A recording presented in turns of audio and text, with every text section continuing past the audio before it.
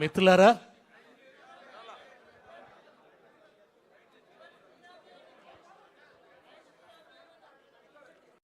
త్యాగభూమి,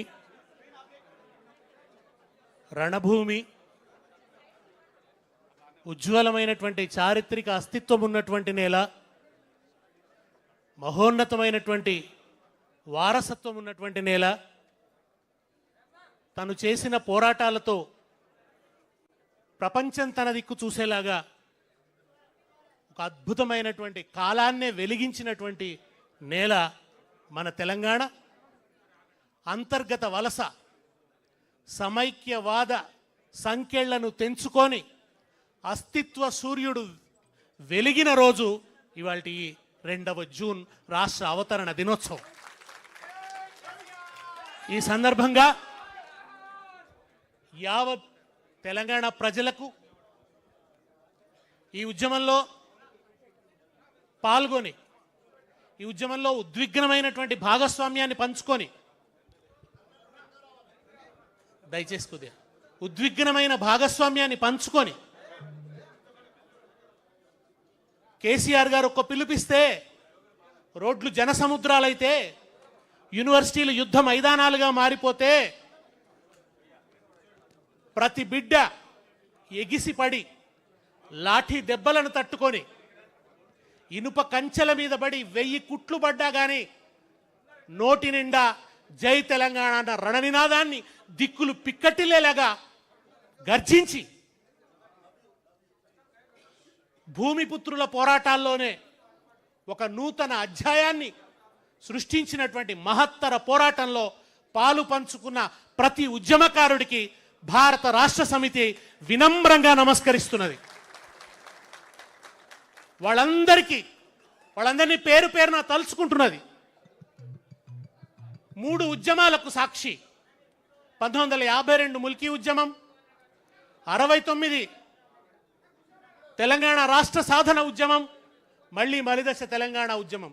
ఈ 3 ఉద్యమాలకు కర్మసాక్షి అయినటువంటి మహనీయుడు తెలంగాణ చెరువు తీరు మన జయశంకరు సారు, అలుగు దుంకి పారు పదునైన మాట జోరు, పాలు పోసుకున్న పజ్జొన్న కంకులల్లా, పైకి పైకి ఎగిరే ఆ పాల పిట్టలల్లా, మీ ఆశయాల వ్రాలు కనిపించే ఆనవాలు. తెలంగాణ చెరువు తీరు మన జయశంకరు సారు, అలుగు దుంకి పారు పదునైన మాట జోరు. ఉద్యమమంటే ఇప్పుడు పురుకుతున్న ప్రవాహం, స్వాభిమాన సమరంలో జాగృత జన సమూహం, స్వరాష్ట్ర సాధన కోసం జరుగుతున్న సమరం, సమానత్వ విలువ కొరకు సాగించిన పయనం, ఆంధ్ర వలస పాలనకు అది అంతిమ చరణం. చేరువలోనే ఉన్నది చెరవీడే సమయం, ఆ ఉదయంలో ధ్వనించును, ఆ ఉదయంలో ధ్వనించును జయశంకరు హృదయం. తెలంగాణ చెరువు తీరు మన జయశంకరు సారు, అలుగు దుంకి పారు పదునైన మాట జోరు. 69 ఉద్యమం రక్తసిక్తమైపోయిన తర్వాత 369 మంది బిడ్డల్ని కర్కశంగా కాంగ్రెస్ బలి తీసుకున్న తర్వాత, ఏ ఇందిరమ్మ రాజ్యం ఇందిరమ్మ రాజ్యం అని చెప్తున్నారో ఆ ఇందిరమ్మనే 369 మంది బిడ్డల్ని కాల్చి చంపించింది. వాళ్ళ దేహాల సాక్షిగా, ఆ అమరుల ఆరిపోని శ్వాసల సాక్షిగా ఈ తెలంగాణ చైతన్య దీపాన్ని ఒక జయశంకర్ గారు, ఒక కేశవరావు జాదవ్ గారు, ఒక భూపతి కృష్ణమూర్తి గారు, ఒక కాళోజీ నారాయణరావు గారు, వీళ్ళందరూ కాపాడుకుంటూ వచ్చింది. ఈ దీపం ఆరిపోకుండా నిరంతరం తెలంగాణకు జరుగుతున్న అన్యాయాన్ని గుర్తు చేస్తూ వచ్చిండ్రు. ఎవరో ఒకరు రాకపోతారా, ఈ దీపాన్ని పెను జ్వాలగా మార్చకపోతారా అని. అప్పుడు వచ్చిండు ఏప్రిల్ 27, 2001 రోజున వచ్చిండు ఒక బక్కపలుచని మనిషి. అందరు ఏమనుకున్నారంటే గాలి వస్తే ఎగిరిపోయేట ఆయన ఈయనతో ఏమవుతుందని అనుకున్నారు. కానీ ఆయన తనకు తానే ఒక ప్రభంజనమై తెలంగాణను తుఫాన్ లాగా చుట్టుముట్టిండు. ఆయనే కేసీఆర్. 3 అక్షరాల విస్ఫోటనం. ఆరిపోయిన అమరుల శ్వాసలు ఈ భూమిలో నిక్షిప్తమైతే వాటిని ఆటం బాంబులు చేసి మళ్ళీ పేల్చి విస్ఫోటనాన్ని సృష్టించినటువంటి వాడు కేసీఆర్. తెలంగాణ ఉద్యమానికి రాజకీయ రూపం ఇచ్చిన వాడు కేసీఆర్. రాజకీయ వ్యక్తీకరణ ఇచ్చినటువంటి వాడు కేసీఆర్. తెలంగాణ డిమాండ్ ఎన్నికలను ప్రభావితం చేసే స్థాయికి తీసుకుపోయిన వాడు కేసీఆర్. ఇక్కడ చంద్రబాబు నాయుడు, అక్కడ వాజ్పేయి. బలమైనటువంటి రాజ్యం. చంద్రబాబు ప్రతాపానికి అడ్డు లేదప్పుడు. అటువంటి దశలో సవాల్ చేసి పార్టీ పెట్టిన మొనగాడు కేసీఆర్. తెలంగాణ రాష్ట్ర సమితిని స్థాపించినటువంటి వాడు కేసీఆర్. అంతేనా? ఒకవైపు పైన యూపీఏ సోనియా గాంధీ, కింద రాజశేఖర్ రెడ్డి, ఇక్కడ అక్కడ కాంగ్రెసే, ఎదురులేదు. ఆ దశలో తన కేంద్ర మంత్రి పదవికి రాజీనామా చేసి మళ్ళీ తెలంగాణ భూమి మీద నిలబడి కరీంనగర్ ఉప ఎన్నికను సృష్టించి కాలాన్నే వణికించిన, కళపెళ ఉడికించిన నాయకుడు కేసీఆర్. ఎంత ధైర్యం కావాలప్పుడు? అటు రాజశేఖర రెడ్డి, అటు సోనియా గాంధీ. అట్లా రాజకీయంగా అంత బలంగా ఉన్న దశలో వాళ్ళని ఎదుర్కోవడానికి, వాళ్ళని ఎదిరించడానికి ఎంత ధైర్యం కావాలి? ఎక్కడిది ఆత్మబలం కేసీఆర్కు? ఎక్కడిది శక్తి కేసీఆర్కు? ఎక్కడి నుంచి వచ్చింది? అది ఎక్కడి నుంచి వచ్చిందంటే తెలంగాణ ప్రజల హృదయాల్లో 60 సంవత్సరాలుగా కళపెళ్ళ ఉడుకుతున్నటువంటి స్వరాష్ట్ర సాధన ఆకాంక్షనే ఆయన బలంగా మారింది. అదే ఆయన బలంగా చేసుకున్నాడు. మీడియా లేదు, మనకు మీడియా లేదు, ధనబలం లేదు. ఏమున్నాయా అంటే డప్పులు కొట్టుకుంటూ వచ్చే కళాకారులు ఉన్నారు, పుస్తకాలు పట్టుకొని వచ్చే మేధావులు ఉన్నారు. ఒక విద్యాసాగర్ రావు గారు నీళ్లు నిజాలు, ఏ నదిలో ఎట్లా అన్యాయం జరిగిందో తెలంగాణ బిడ్డలకు, టీఎంసీలు అంటే ఏంది, క్యూసెక్కులంటే ఏంది, ఓ అద్భుతమైనటువంటి చైతన్యాన్ని కలిగించిండు. అనేక మంది మేధావులతో అనుబంధం పెట్టుకున్నాడు కేసీఆర్. కళాకారులతో అనుబంధం పెట్టుకున్నాడు కేసీఆర్.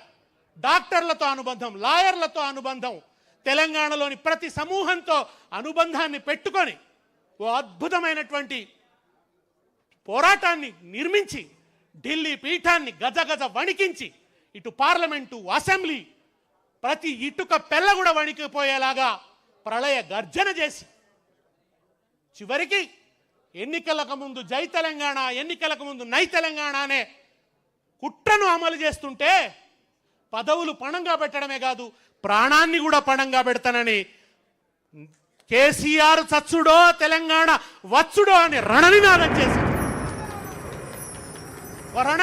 చేసి తన ప్రాణాన్ని పణంగా పెట్టి అద్భుతమైన నిరాహార దీక్ష చేసి యావత్ తెలంగాణను ఒక్కటి చేసి ఒక భూకంపాన్ని సృష్టించినటువంటి వాడు కేసీఆర్. కేసీఆర్ కేంద్రంగానే ఈ అల్పపీడనం అంతా అల్లుకున్నది. ఈ తుఫాన్ అంతా కూడా ఆయన కేంద్రంగానే. టీఆర్ఎస్ ఓడిపోతే అయిపోయింది తెలంగాణ. ఎన్ని దెబ్బలు! అసలు కరీంనగర్ ఉప ఎన్నిక సవాల్ చేసినాడు, గుండెలు వణికినాయి. ఏమవుతుంది అని. మళ్ళా రాజీనామాలు చేస్తే అనుకున్న రిజల్ట్ రాలే. రెండవసారి చేస్తే ఇక అయిపోయింది తెలంగాణ అన్నారు. 2009లో అనుకున్న ఫలితాలు రాకుంటే అయిపోయింది కేసీఆర్, నేలమాళిగలకు పోయినట్టే అన్నారు. కానీ కేసీఆర్ ఒక ఫీనిక్స్ పక్షిని చంపి కాలబెట్టినా అది మళ్ళలేస్తుంది. అది గ్రీకు పురాణాల్లో ఉంటుంది. అటువంటి ఫీనిక్స్ పక్షి కేసీఆర్ మళ్ళా అట్లా లేచిండు. మనిషిని కూడగట్టిండు. ప్రతి చేతిలో జమ్మాకు పెట్టిండు, కాగలిచ్చుకున్నాడు, అలాయ్ బలాయి తీసుకున్నాడు. అవసరమైతే ఒక మొత్తం పార్టీలందరినీ కూడా ముగ్గులోకి లాగిండు. ఆంధ్రలో వేర్లుండి తెలంగాణలో కొమ్మలు రెమ్మలున్న కరడుగట్టిన సమైక్యవాద పార్టీ చంద్రబాబు నాయుడుతో తెలంగాణ తీర్మానం చేయించిన ఘనత కేసీఆర్ది. ఎవరు చేయించగలరు? అది చేయించిన వాడు కేసీఆర్ లేకుంటే తెలుగుదేశం పార్టీ తీర్మానం చేస్తుందా? బీజేపీ తీర్మానం చేయాల్సి వచ్చింది, కమ్యూనిస్ట్ పార్టీ తీర్మానం చేయాల్సి వచ్చింది. ప్రజల్లో ఉబుకుతున్న చైతన్యాన్ని, ప్రజలు ఎన్నికల ద్వారా ఇస్తున్న ఫలితాన్ని, వీటన్నిటిని ఒత్తిడిగా ప్రయోగించి ఒక్కొక్క పార్టీని గజగజ వణికేటట్టు చేసిండు. వణికితే ముగ్గులోకి దించితే తీర్మానాలు చేసి మేము తెలంగాణకు జై అంటాం, మేము తెలంగాణ. ఇవాళ మాట్లాడుతున్న వాళ్ళంతా వీళ్ళందరూ కూడా మేము కాదా తెలంగాణ ఉద్యమకారులం, ఊర్లలోకి వస్తే చెప్పులతో కొడతామన్నారు తెలంగాణ వాదులు ఆ రోజు. మీరు ఇంటి దొంగలు, మీరు ద్రోహం చేస్తున్నారు, మీరు ఊళ్ళలోకి వస్తే చెప్పులతో కొడతామన్నారు. అప్పుడు వీళ్ళు తెలంగాణ అన్నారు, అప్పుడు వీళ్ళు పార్లమెంట్లో మాట్లాడినరు, అప్పుడు వీళ్ళు ఉద్యమాల్లోకి కలిసి వచ్చిండ్రు. అది కూడా అందరు కాదు, కొందరు. ఇవాళ వెళ్తున్నానైందైతే అప్పుడు కూడా రాలే. ఆయనకు 14 ఏళ్ల ఉద్యమంలో సిగ్గు రానేలేదు, ఆయనకు బుద్ధి రానేలేదు, జ్ఞానం రానేలేదు, తెలంగాణ ఉద్యమ స్పృహ రానేలేదు ఆయనకు. ఒక్కనాడు జయశంకర్ సరసన నిలబడలే, ఒక్కనాడు విద్యాసాగర్ రావు గారి కరచాలనం చెయ్యలే. ఏదైనా ఉన్నంత కూడా చంద్రబాబు పాదాల దగ్గరనే మోకరిల్లి ఆ చంద్రబాబును తెలంగాణ మీద నీ స్టాండ్ ఏందని అడిగేటందుకు ఉద్యమకారులు పోతే ఉద్యమకారులను చంపేస్తానని రైఫిల్ ఎత్తిన ద్రోహి వాళ్ళ ముఖ్యమంత్రి. ఆ ద్రోహి ఇవాళ మళ్ళా తిరిగి తెలంగాణ అస్తిత్వం మీద మబ్బులు ముసురుకుంటే కోట లోపలుండి శత్రువులకు తలుపులు తెరిచినట్టు తలుపులు తెరుస్తున్నాడు. ఆ ద్రోహి వాళ్ళ విగ్రహాల పేరిట రాజకీయం చేస్తున్నాడు. ఎన్టీ రామారావు విగ్రహాలు చాలా కాలంగా తెలంగాణలో ఉన్నాయి, మనం పలకొట్టలే, మనమేం తీసేలే. కానీ ఇవాళ పెడుతుంది ఎన్టీ రామారావు విగ్రహం మాత్రమే కాదు, ఎన్టీఆర్ విగ్రహం వెనుక ప్రతిష్ఠించదలుచుకుంది చంద్రబాబు నాయుడిని. చంద్రబాబు నాయుడు ప్రతిష్ఠించడం కోసం ఆ విగ్రహాల మాటున ఇవాళ రాజకీయం నడుస్తున్నది. ఇవాళ మళ్ళా గద్దలాడుతున్నాయి తెలంగాణ మీద. కేసీఆర్ అధికారంలో లేడు అంటే మళ్ళా గద్దలు తిరుగుతున్నాయి తెలంగాణ మీద, రకరకాల గద్దలు, మళ్ళా సినిమా గద్దలు. మళ్ళా ఈ గద్దలన్నీ కూడా ఇవాళ తెలంగాణ చుట్టూ ఆడుతున్న ఈ సందర్భంలో ఈ పుష్కర తెలంగాణ మనకు కొత్త కర్తవ్యాలను ఉపదేశిస్తున్నది, మనకు కొత్త పథాన్ని నిర్దేశిస్తున్నది. మళ్ళీ మనలో పోరాట స్ఫూర్తిని రగల్చమని, మళ్ళా ఒకసారి తెలంగాణ జెండాను ఎత్తుకొని జై తెలంగాణ అని ప్రళయగర్జన చేయమని బోధిస్తున్నది ఈ పుష్కర తెలంగాణ. కనుక దాన్ని ఆవాహన చేసుకుంటందుకు ఇవాళ మనం ఇక్కడ కూడినాం.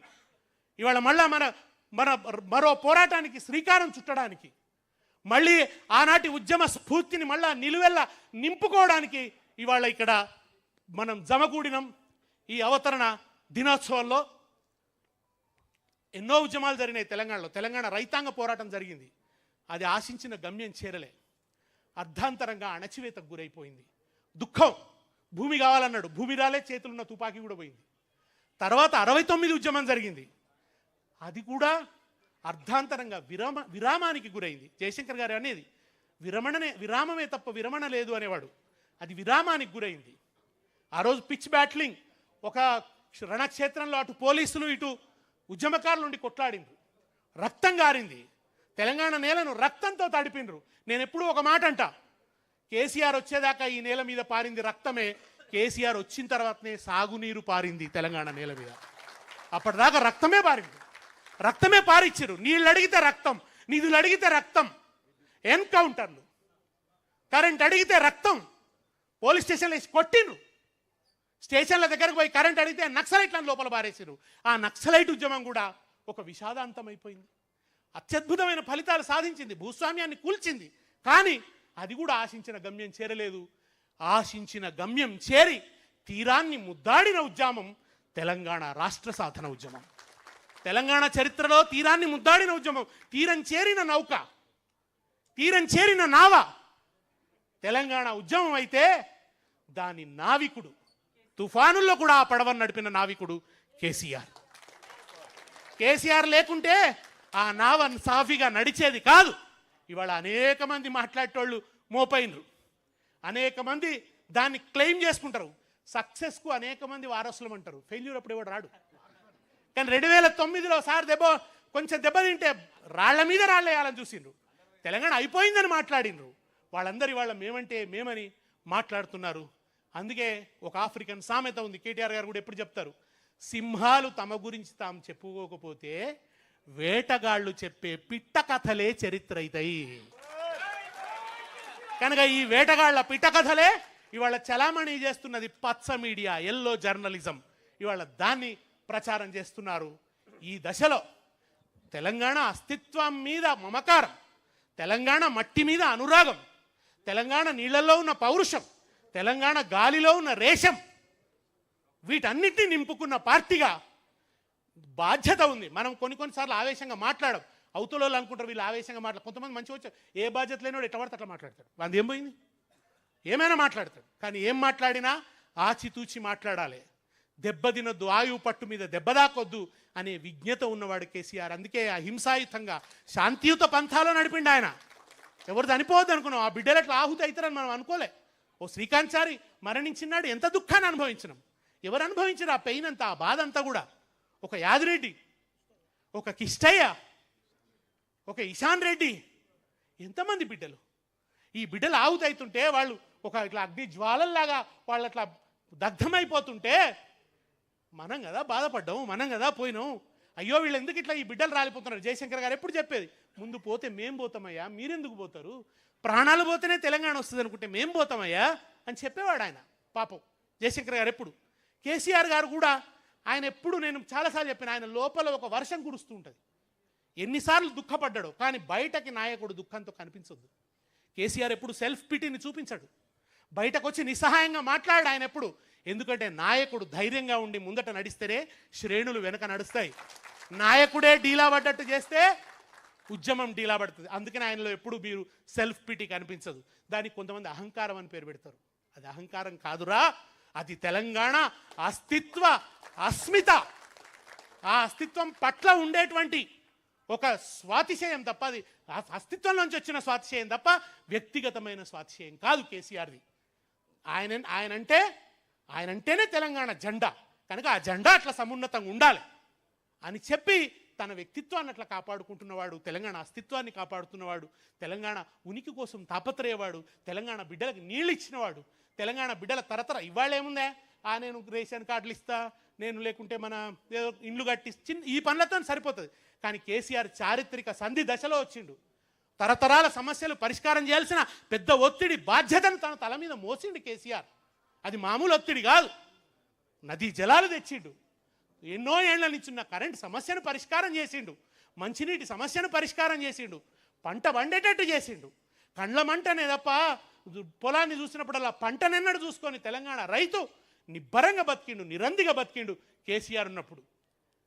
ఇవాళ ఆ రైతు మళ్ళా విచ్ఛిన్నమవుతున్నది. వ్యవసాయం స్థిరీకరణ పొందిన వ్యవసాయం మళ్ళా విచలితమైపోతున్నది, మళ్ళా సంక్షోభంలోకి పోతున్నది.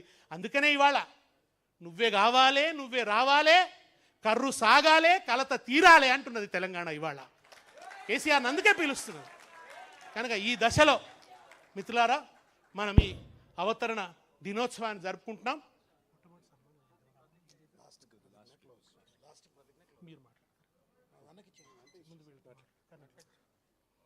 ముందుగా మాన్యులు మహమూద్ అలీ గారిని మాట్లాడవలసిందిగా కోరుతున్నాను. మహమూద్ అలీ గారు.